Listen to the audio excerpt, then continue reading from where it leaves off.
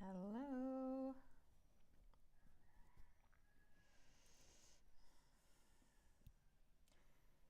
Welcome, everybody. Good morning from Bali.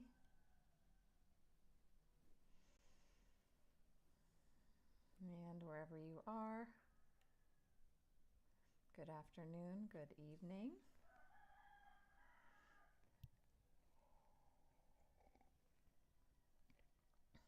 The roosters are crowing as they always do.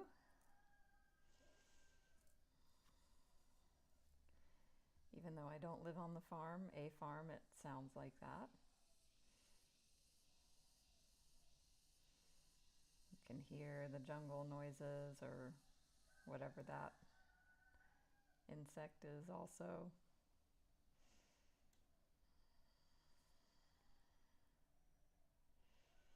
I am double live streaming right now, so excited about that. So please follow me on YouTube as well. You can catch all my replays there. Hi Solomon, hi J.E., hi Rochelle, nice to see you. Hi Tony. If the internet connection isn't good, let me know. I'm seeing it fluctuate, so I know you all will keep me posted on that. It's a beautiful day in Bali. A beautiful morning. So glad to be here with you all today on our continuation of this super powerful, impactful book, Conversations with God, Book 1. Hi, Nancy. And we're continuing to dive into the chapter on relationships.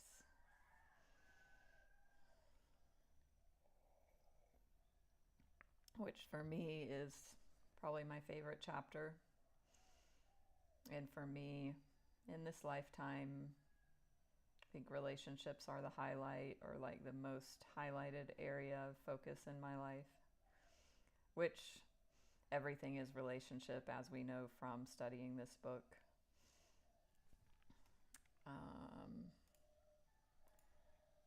Hold on a second. Okay.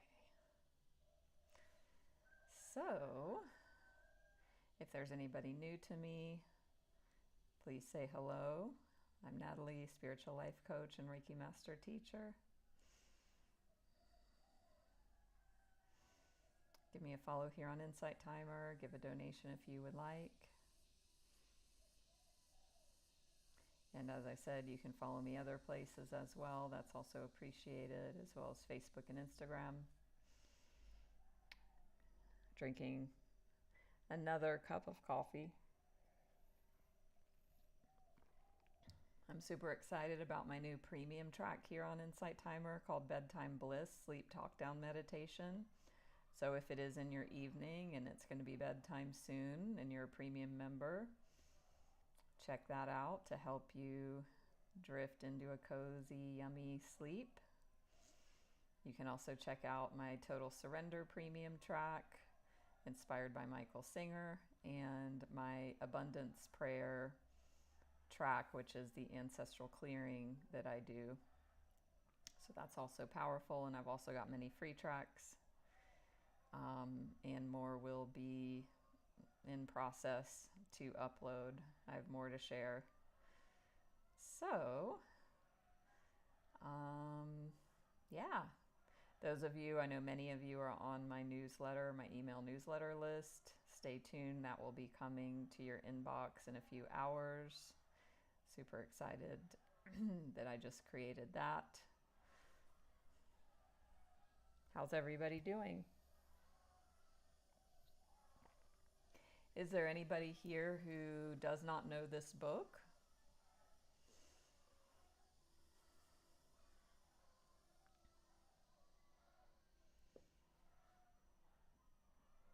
Sounds like geese or ducks. I don't know if y'all can hear that.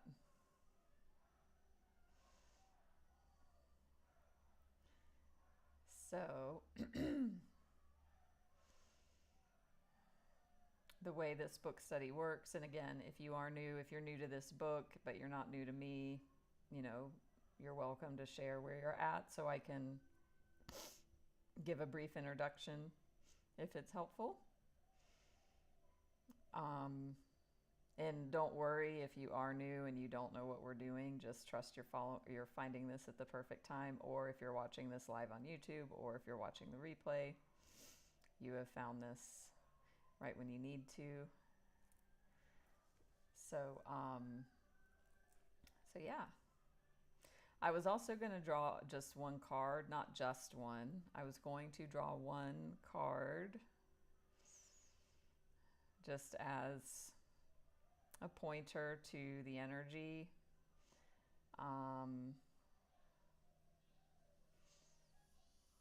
And really to guide us into receiving what we're going to cover today in this book. So I'm going to use Osho Zen Tarot for that.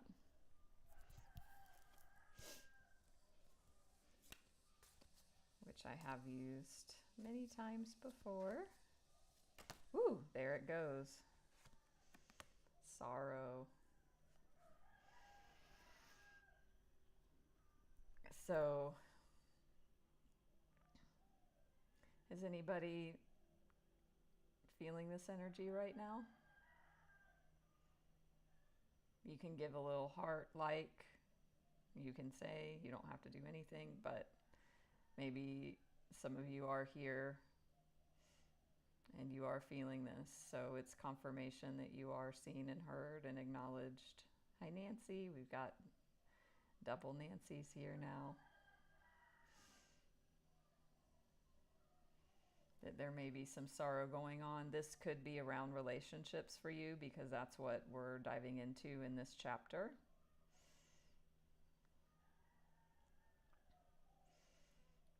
So,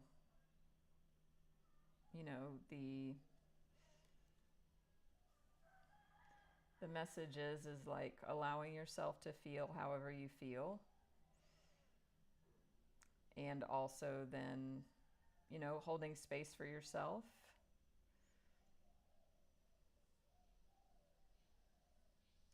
And allowing all that's here.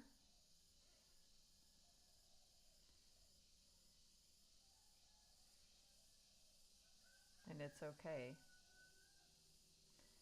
I've had this come up for the past few days for me around relationship, so this is definitely for me as well. And as I was walking yesterday, I was working with myself in different ways. First of all, allowing myself to feel whatever I needed to feel, and also repeating the mantra that I've given you all before many times. It's okay that I'm not okay. So if you are feeling this can be a helpful mantra for you as well. It's okay if you're feeling sorrow, whatever you're feeling, grief, sadness. It's okay that I'm not okay. It's okay that I'm not okay. And it helps ease the resistance.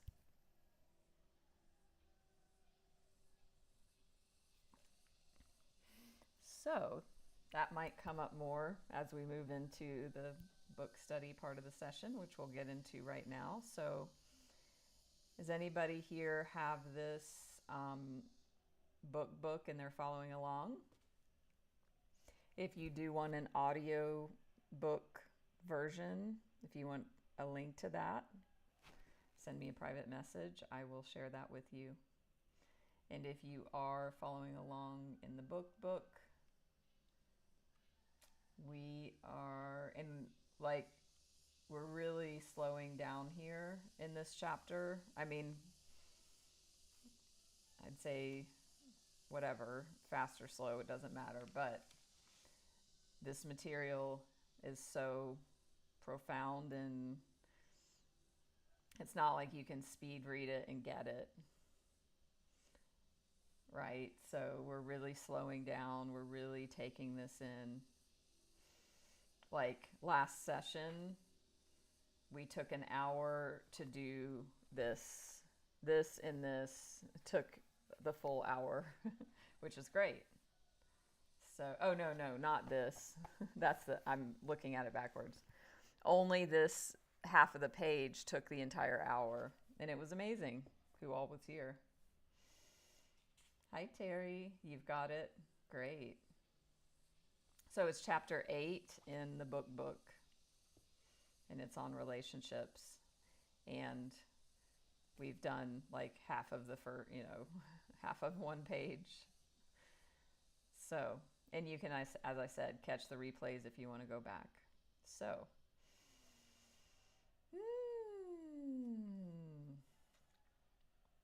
let's see. So let's dive in.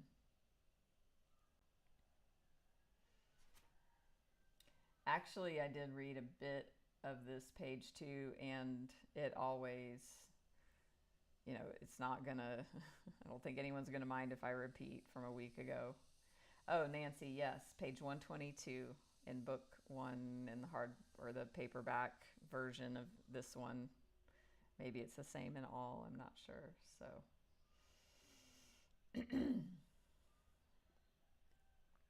So I'm going to start at the top of the page and just trust and dive in. And I really invite you to do yourself a favor and to not be distracted right now.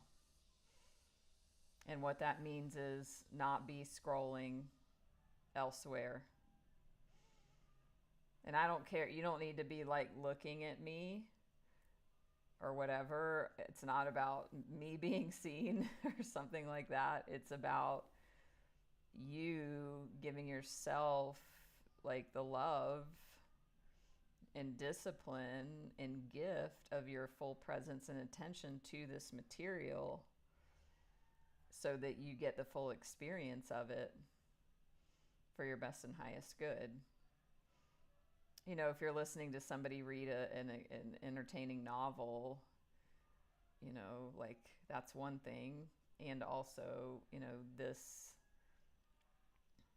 is very powerful information. So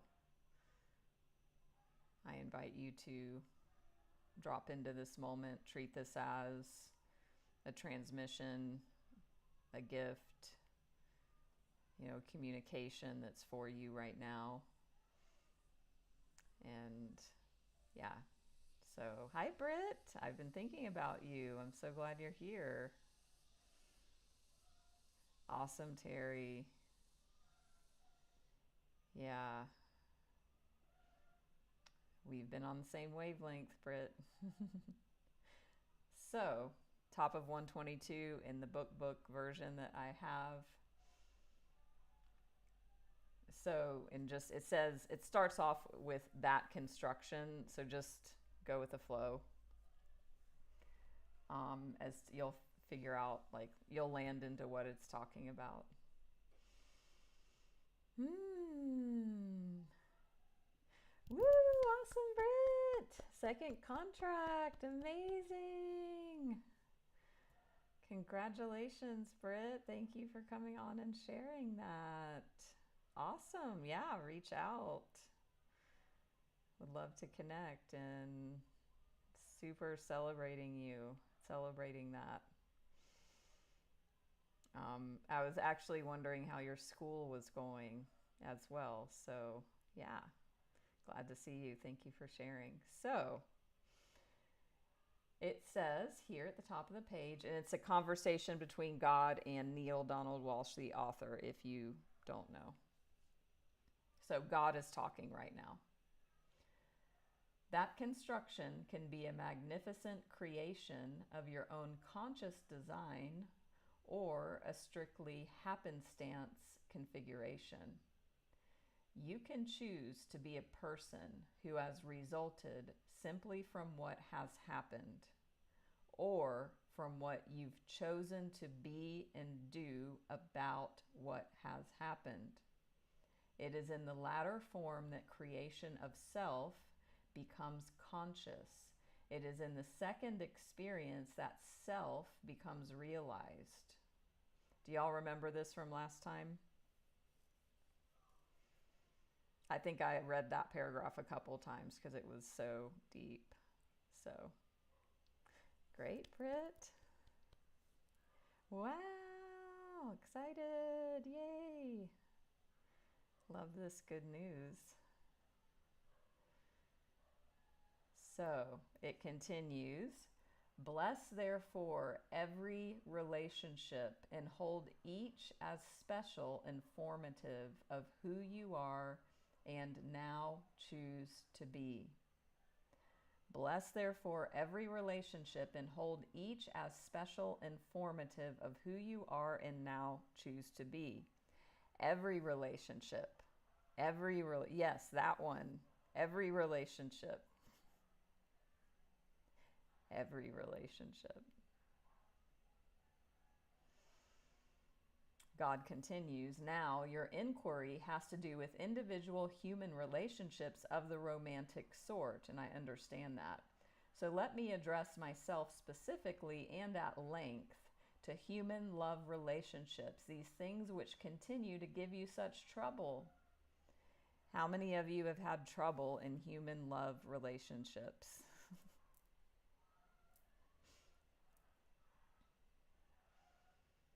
When human love relationships fail, and relationships never truly fail, except in the strictly human sense, that they did not produce what you want, they fail because they were entered into for the wrong reason.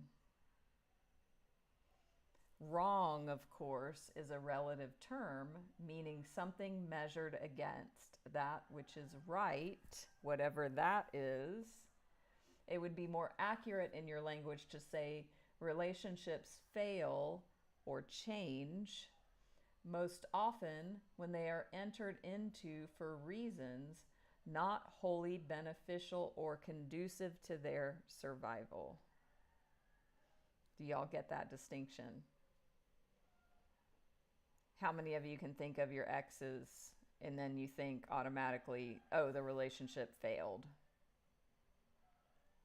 It's not, I mean, there is no fail because there is no right and wrong, good or bad. But God qualifies it saying relationships fail or change, meaning they might end. Most often when they're entered into for reasons not wholly beneficial or conducive to their survival. So some of y'all can relate. Most people enter into relationships with an eye toward what they can get out of them rather than what they can put into them.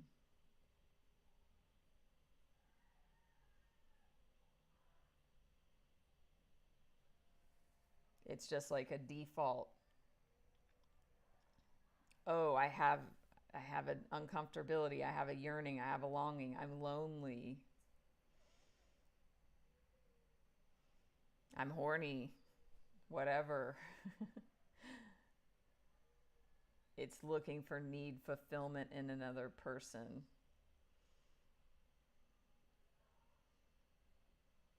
So it's natural and common and also not most beneficial, but normal that we enter into them for what we can get out of them rather than what we can put into them. The purpose of a relationship is to decide what part of yourself you'd like to see show up, not what part of another you can capture and hold.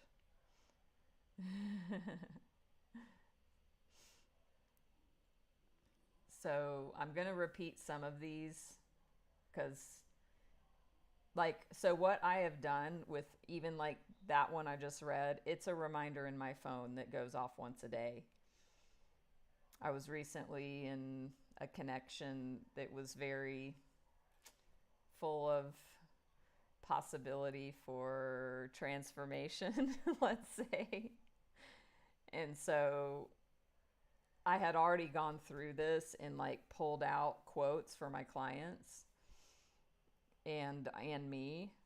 And so then I went in and I put them as reminders. So like once an hour, some of these quotes are popping up to recondition my thinking in my mind and to refocus.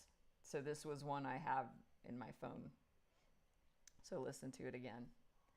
The purpose of relationship is to decide what part of yourself you'd like to see show up, not what part of another you can capture and hold. Ooh, great, Diane. Glad to see you and glad you got the book. And of course, I've highlighted in pink.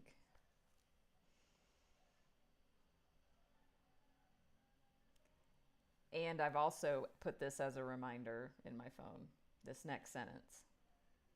There can be only one purpose for relationships and for all of life: to be and to decide who you really are. So really feel this, hear this. Hi, Dawn. There can be only one purpose for relationships and for all of life: to be and to decide who you really are. Woo! We're in Conversations with God Church right now, y'all, so love the amen. I mean, it just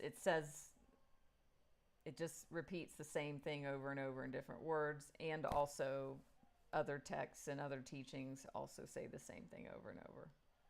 Actually, my email newsletter that's coming out is saying it's about this as well, but I'm talking about state of being, which is what this is talking about. So if you want to be on my newsletter email list and want to get that email, send me a private message. So, it is very romantic to say that you were nothing until that special other came along, but it is not true. Worse, it puts an incredible pressure on the other to be all sorts of things he or she is not. Not wanting to let you down, they try very hard to be and do these things until they cannot anymore. They can no longer complete your picture of them. They can no longer fill the roles to which they have been assigned. Resentment builds, anger follows.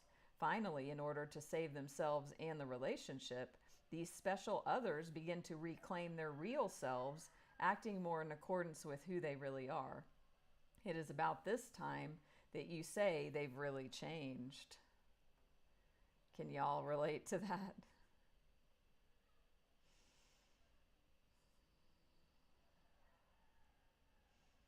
It is very romantic to say that now that your special other has entered your life, you feel complete. Yet, the purpose of relationship is not to have another who might complete you, but to have another with whom you might share your completeness. That's another nugget in my phone. The purpose of relationship is not to have another who might complete you, but to have another with whom you might share your completeness.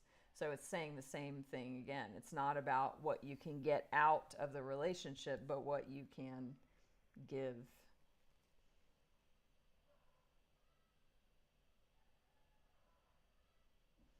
Here's the paradox of all human relationships. You have no need for a particular other in order for you to experience fully who you are, and without another, you are nothing.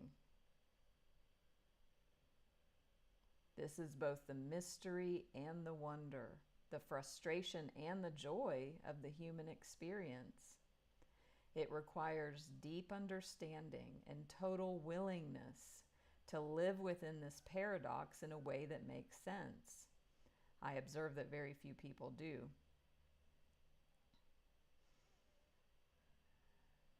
We have no need for a particular other in order for us to experience who we are, and also without another, we are nothing, because the context of existence is within relationship.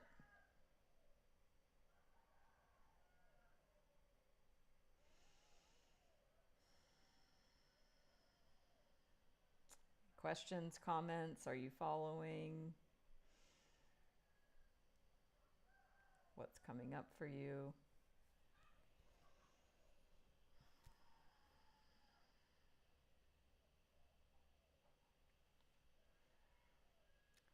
Got magical 44, number 44 here.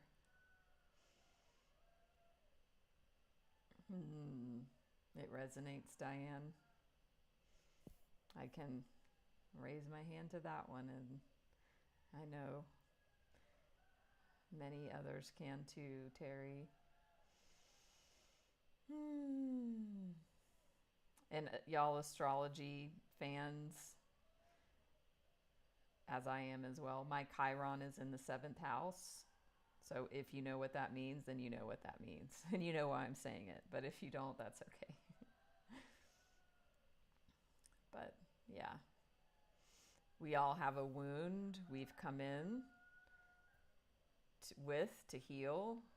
That wound is the Chiron placement in our astrology chart. My wound is in the house of relationships, one-on-one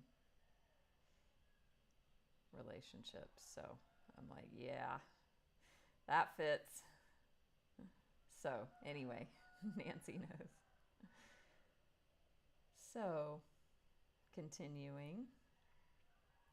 Most of you enter your relationship forming years ripe with anticipation, full of sexual energy, a wide open heart, and a joyful, if eager, soul.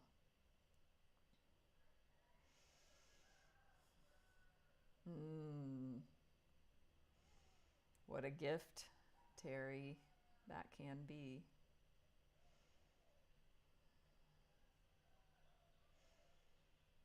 Somewhere between 40 and 60, and for most it is sooner rather than later, you've given up on your grandest dream, set aside your highest hope, and settled for your lowest expectation or nothing at all.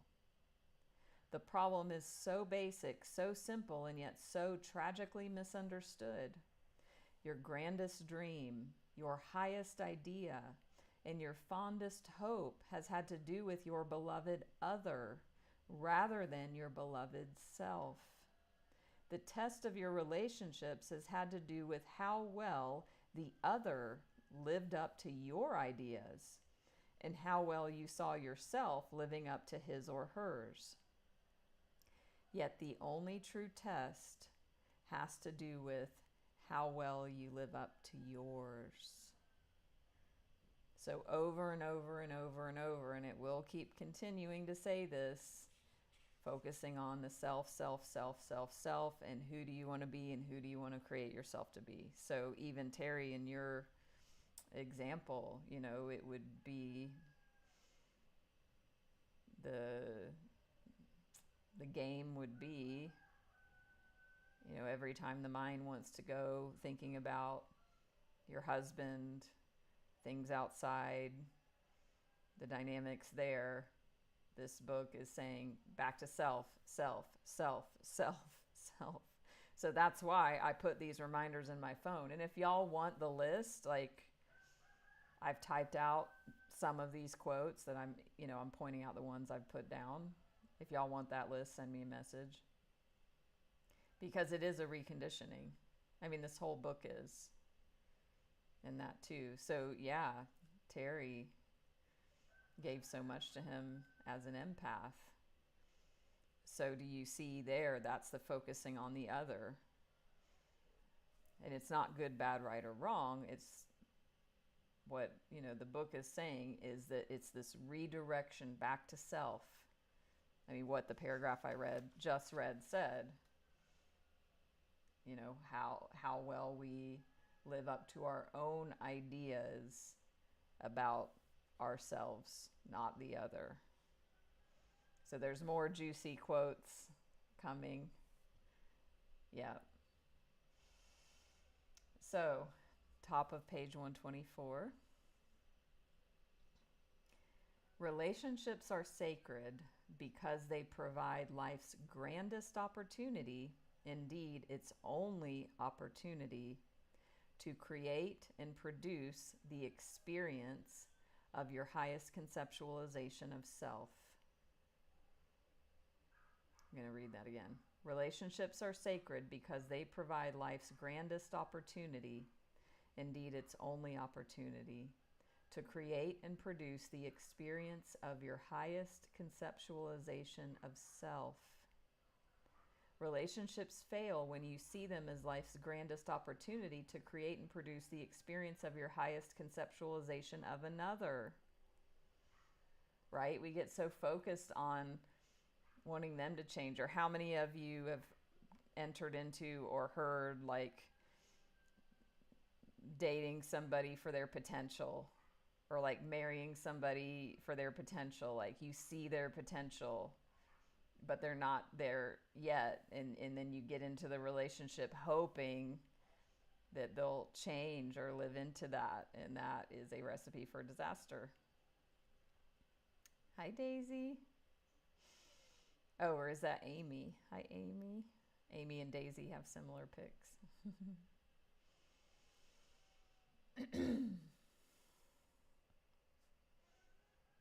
So this next quote is one that's also pops up in my phone. So listen to this one. Let each person in relationship worry about self. What self is being, doing, and having. What self is wanting, asking, giving. What self is seeking, creating, experiencing. And all relationships would magnificently serve their purpose and their participants. Let each person in relationship worry not about the other, but only about self. So it's like drilling it in here. And yeah, like I'm getting to remind myself of that often, because it's default, it's survival, it's conditioning, wanting to think about them, the situation, the scenario, whatever, the stories. It's about worrying only about the self. And this is where, all the teachings fit in so beautifully. This is where Michael Singer comes in. Coming into the body. There's a feeling in my chest. It doesn't feel good. The mind wants to go to the story and the reasons outside. Worrying only about the self is coming in here and being with what's here in the energy in my body, coming out of the mind, out of the story, into the sensation. Who do I want to be? Yes, Terry. I'm also like quoting Byron Katie in my head right now to myself. One of my favorite Byron Katie quotes is, "Nobody can hurt me, that's my job." So that also ties in. So let each person in relationship worry not about the other, but only about self. This seems a strange teaching, for you've been told that in the highest form of relationship, one worries only about the other. Yet I tell you this, your focus upon the other, your obsession with the other, is what causes relationships to fail. How many of you have been obsessed with somebody besides me? And I mean, really, like if I think about examples for me, like thinking about when I've gotten into obsession, like no. I mean, I'm single, so it hasn't worked out. So, that's helped cause relationships to fail. What is the other being? What is the other doing? What is the other having? What is the other saying? Wanting, demanding. What is the other thinking, expecting, planning? The master understands that it doesn't matter what the other is being, doing, having, saying, wanting, demanding. It doesn't matter what the other is thinking, expecting, planning. It only matters what you are being in relationship to that. It only matters what you are being in relationship to that. The most loving person is the person who is self-centered. So this is flipping everything.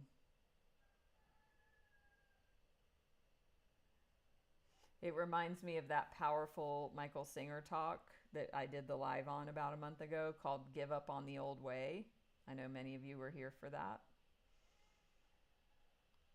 Where he really just talks about you've really got to, if you want to awaken, self-realize, actualize, you've got to let go of the outside world and wanting anything from it at all and come into the self.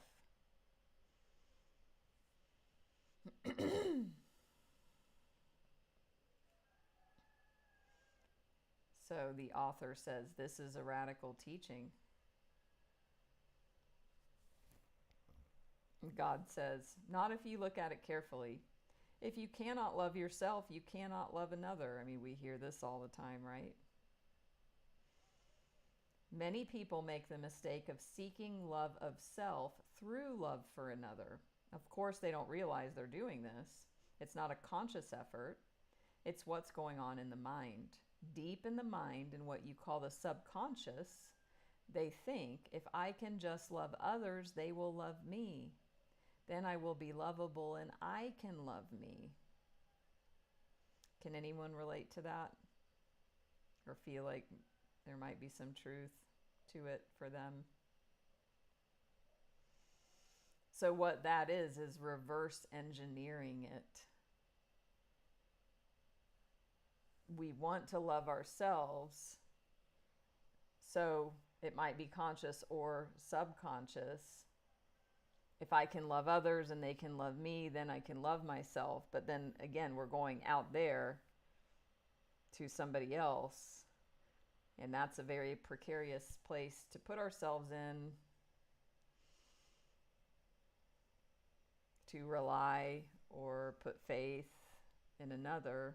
Not to say we don't want to do that in a sense, but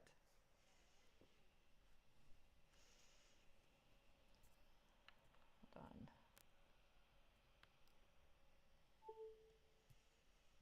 So when we come in here and we live from here and within here and focused on here and working with ourselves and relating in relationship to ourselves here and here, but more here.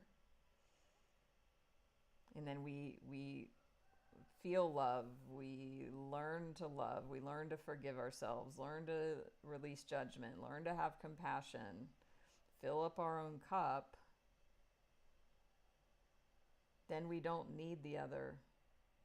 And then we just want to find somebody, and this is a quote, to share our completeness with. Not going out there, if they love me, then I can love myself. That never works.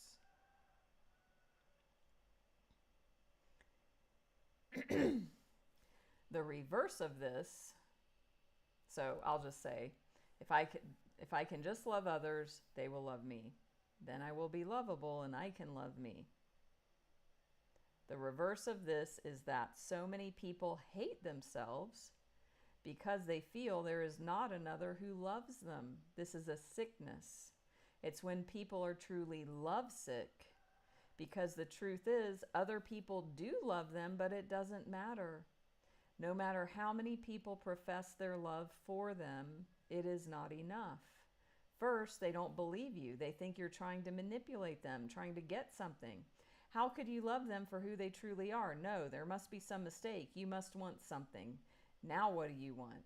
They sit around trying to figure out how anyone could actually love them. So they don't believe you, and you embark on a campaign to make you prove it. You have to prove that you love them. To do this, they may ask you to start altering your behavior. Second, if they finally come to a place where they can believe you love them, they begin at once to worry about how long they can keep your love. So in order to hold on to your love, they start altering their behavior. Thus, two people literally lose themselves in a relationship. They get into the relationship hoping to find themselves, and they lose themselves instead. This losing of the self in a relationship is what causes most of the bitterness in such couplings. Who all is this resonating with? Losing yourself in a relationship, trying to please the other person, trying to be what you think they want you to be, and then also wanting them to be certain ways or do certain things, and then both people are lost. Bingo.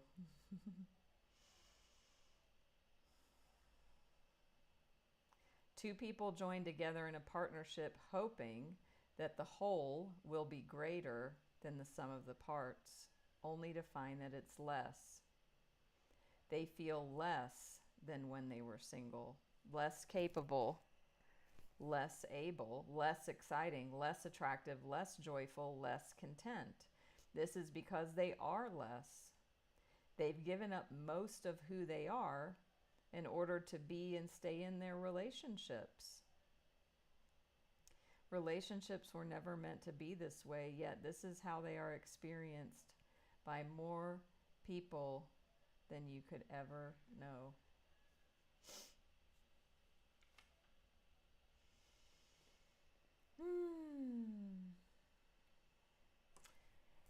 Y'all that joined in late may have missed this card, but this is the card that was pulled up.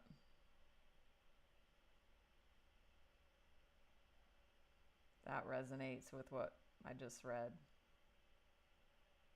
And I'm remembering my own stuff in this. Hi, Dean. Yeah, totally.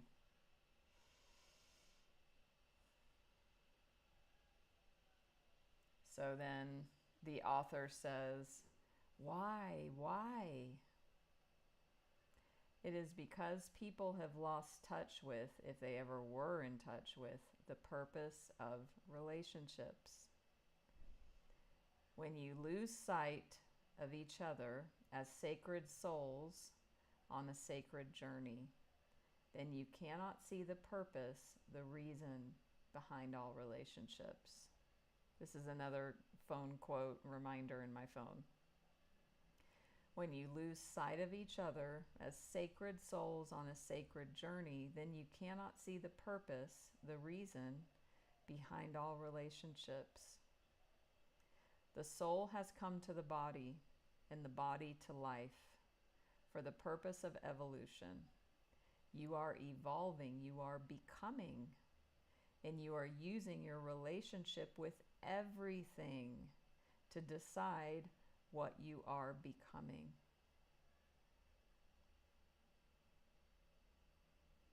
So we came here to evolve and become. So you're using your relationship with everything in every moment to decide who you are becoming. And remember, in the beginning of this, it says relationships provide life's only opportunity to create and produce the experience of your highest conceptualization of self.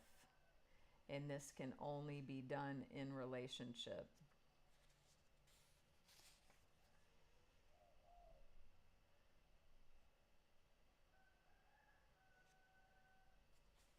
There's only one purpose for relationships in all of life: to be and decide who you really are. You're using your relationship with everything to decide what you are becoming.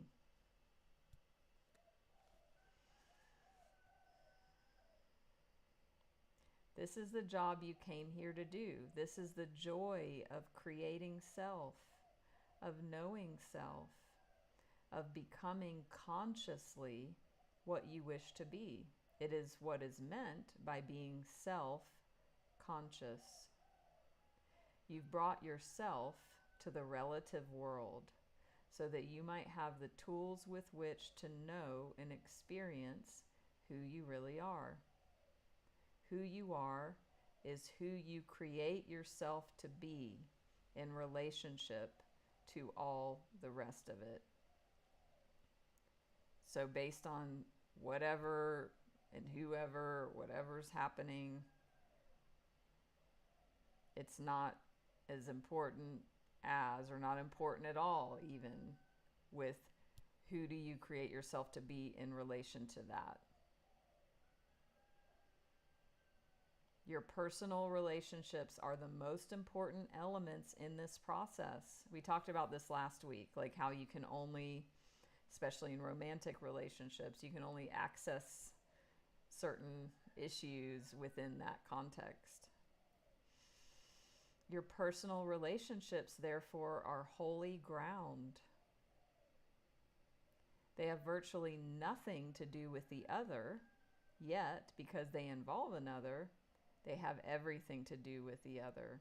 This is the divine dichotomy. This is the closed circle.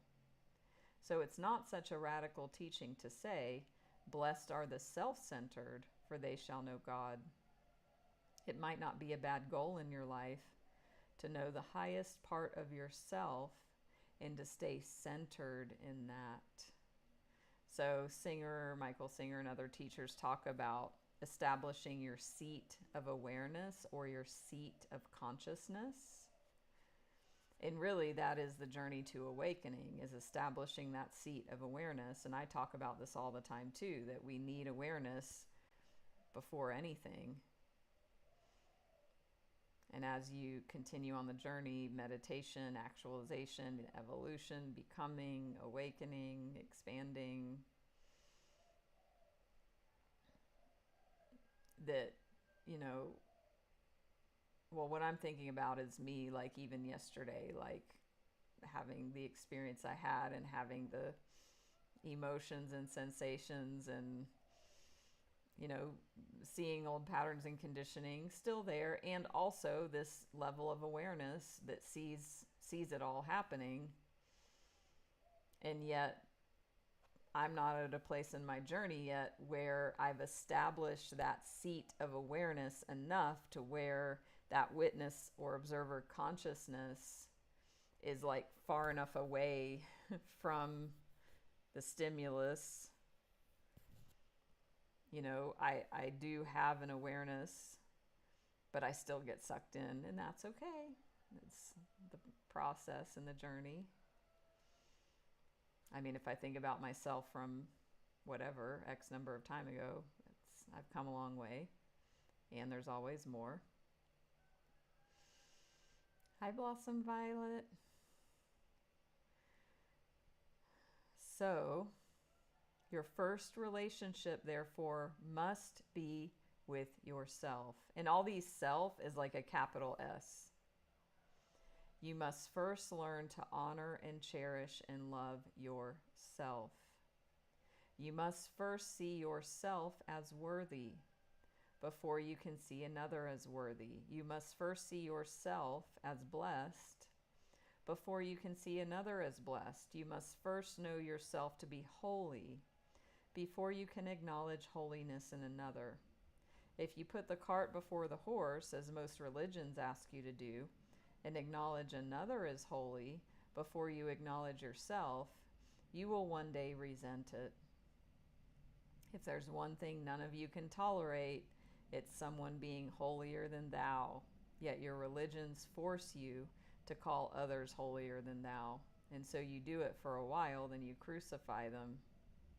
You've crucified in one way or another all of my teachers, not just one.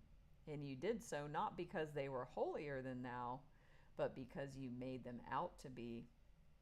My teachers have all come with the same message, not I am holier than thou, but You are as holy as am I. This is the message you've not been able to hear. This is the truth you've not been able to accept. And that is why you can never truly, purely fall in love with another.